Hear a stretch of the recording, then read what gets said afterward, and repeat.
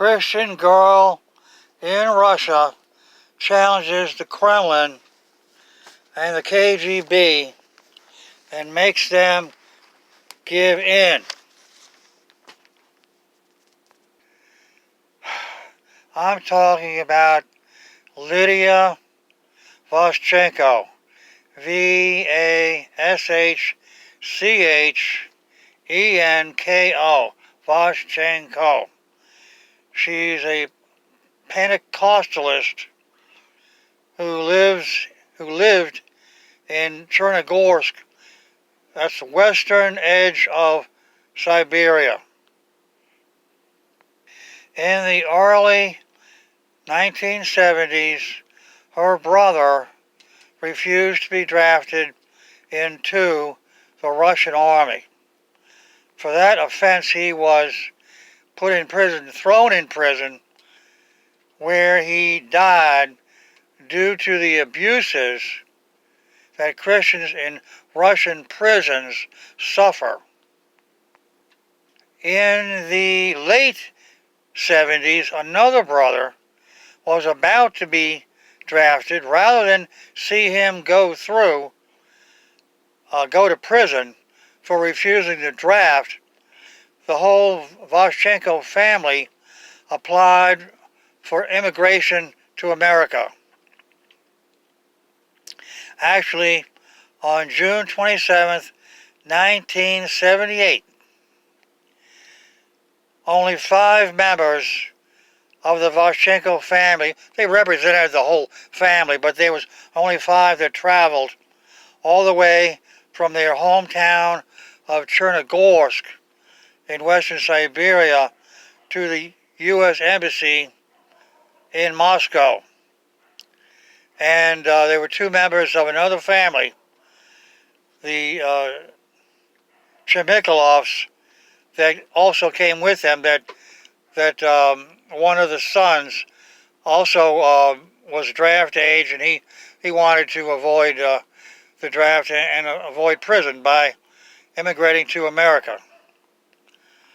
Once inside the U.S. Embassy in Moscow, they filled out application forms for immigration to the USA.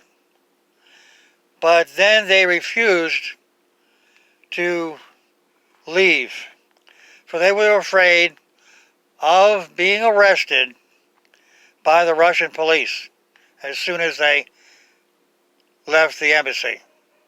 The embassy personnel was kind enough to let them stay. They didn't force them to exit. So for the next 2 months, the Vashchenko family lived in the embassy waiting room, cleaning up only by taking a bird bath in the restrooms, and they didn't have showers, and they didn't have very much to eat. Finally, the American ambassador let them move down into the basement. There were 2 rooms in the basement where there was a shower and a stove available. Now, 3 years later, that would be June 27th of 1982. Okay, 3 years later, in late June 1981, Lydia and her mother, Augustina, went on a hunger strike to call attention to the lack of help that the U.S. government was giving the Vashchenkos in their bid for immigration to America. Lydia became so weak and due to dehydration that she was taken to the hospital. When she recovered, she took the Russian government up on its offer to let the 2 families leave Russia if they would first vacate the U.S. Embassy and go back to Chernogorsk, to their hometown. Now, rather than everybody, there were 7 people, rather than all 7 going back home to test the Russian government, Lydia went home, and the rest of them stayed in the embassy. But when Lydia got home, she received the rudest of rude awakenings. The Russian government had lied to them one more time. The local KGB told the townfolk to shun Lydia and the rest of her family still in Chernogorsk. So she couldn't get a job anywhere. She ran out of food. So she went to the town dump and lured a stray dog back to her place. Soon the dog was killed and cooked and consumed. Have nothing to do with Lydia Vashchenko.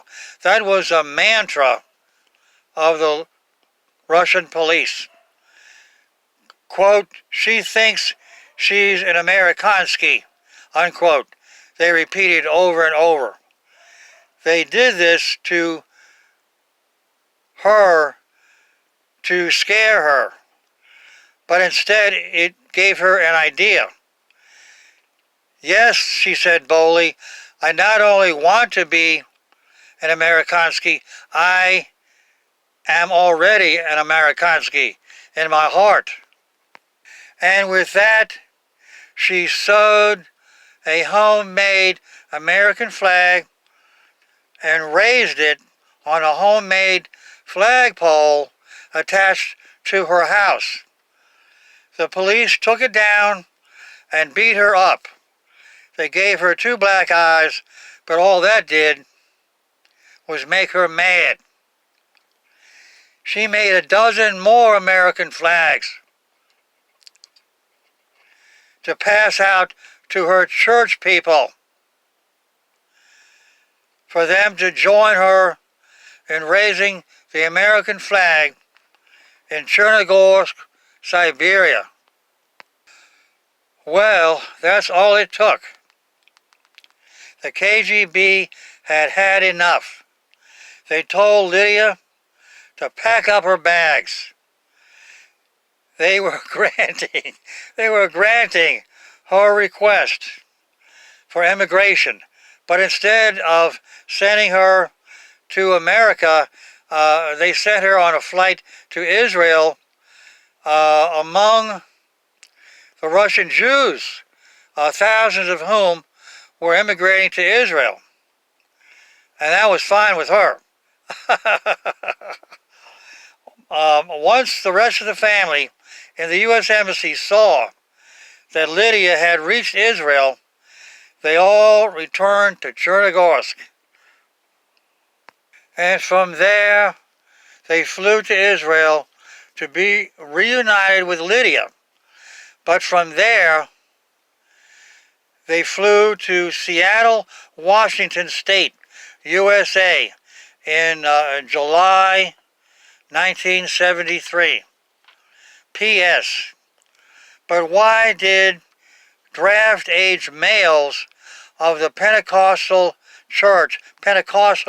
church in Russia refuse to serve in the army in the first place?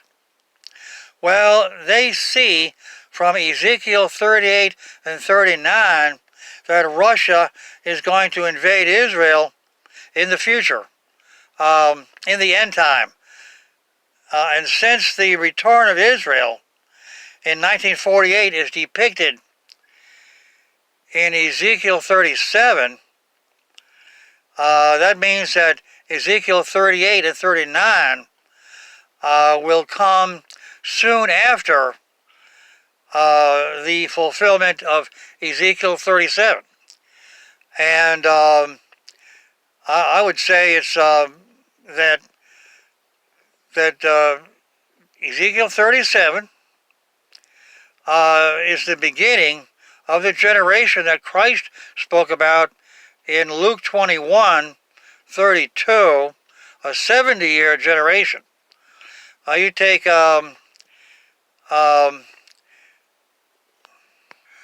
take 1948 and you change it to 1950, because that's when the Samaritans were accepted by the Jews in Israel, and that was the fulfillment of the joining of the two sticks. See, the return of Israel in 1948 was the return of Judah, the southern kingdom, and but the 12 tribe kingdom is spoken about in Revelation 14. So there's supposed to be the full-bodied return of Israel. And that would be 1950, when the Supreme Court and the Knesset, which is the Israeli parliament, they accepted the Samaritans as the remnant of the 10 northern tribe kingdom of Israel. And it was also, the capital was Samaria. Anyway, you take 1950, you add 70, it brings us to 2020. And I'm extending it, I have a grace period extended to 2021. And that's when I expect certain things to happen. Now that's my 2 cents added to the Vashchenkos idea that they don't want to be part of the army that invades Israel. Now, if they're the army that invades Israel, Russia invades Israel, and if Ezekiel 38 and 39 equals the same invasion that's in Zechariah 14, where clearly that invasion is met by the second coming, that you apply that idea back to Ezekiel 38 and 39. And that would mean, well, whoever Christ defeats, the main man that Christ defeats at the second coming, by definition, he is the Antichrist. And so in Ezekiel 38 and 39, Gog is the main villain. Gog, the ruler of Magog, which is Russia. It's also called Rus. The chief prince well, the chief prince there, you change that, you interpret that a different way, where chief would mean, it would be a place name, be a Rosh or Rus. And forget the word chief, you dump that interpretation. Anyway, long story short, Gog would be the Antichrist, and so if the Russians, Christians are in the army that is serving Gog, G-O-G, they're serving the Antichrist. The Pentecostalist Christians don't want to be caught in that position. Now you may say, well, the Antichrist is the ruler of Europe. Well, that's true. But he rules Europe by conquering Europe. Daniel 7, verse 8, there's 10 nations, and then another nation comes up among the 10. And if one nation invades 10 nations, wouldn't that fulfill the idea of coming up among? So anyway, the idea is Russia invades Europe, and so the ruler of Russia and the ruler of Europe is the same man. He's called the beast as far as ruling Europe, but he's called Gog as far as ruling Russia.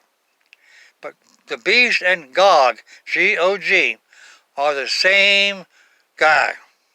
Okay, I've finished explaining the miracle of LYDIA VASHCHENKO defeating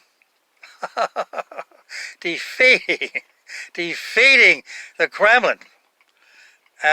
She got 2 black eyes, but she was willing to take that punishment. Like Christ said, he despised the shame for the glory, or for the joy that was set before him in terms of going to the cross. And LYDIA VASHCHENKO despised the shame of being beat up by the KGB and getting 2 black eyes. But right now, I'm trying to track down the Vashchenkos to see if they're still here in America, or have they all returned back to Russia. I've discovered just recently, just this week, that the Chmykhalovs family moved to St. Louis, which is the headquarters of a particular denomination of Pentecostal Christians. So that explains why they moved to St. Louis. LYDIA Vashchenko, she's the blonde. She moved to Caldwell, Idaho. I don't know if she's still there. If anyone who sees this video knows anything about the Vashchenkos, please contact me, Joe Grace, at joegracegrace@gmail.com, or call 434-315-4029. I'll put a summary of this video in the description box under the video. Please make a copy. Let me say something in Russian. Slava Bogu. Slava Bogu? Slava Bogu? It means glory to God, or praise God. And they said this story is magnificent. Oh, and one more thing. In doing the research for this story, I found out that after the Vashchenkos and Chmykhalovs left Russia, there are thousands and thousands of other Pentecostalists also left Russia, which is amazing that the Russian government would let them go. I'm pleasantly surprised. Well, now that I think about it, the thousands of Pentecostalists that were able to get away from Russia in the late 80s, that would have been because Gorbachev came in to power. And that would be a part of his tricks, his trickery, and putting on an act and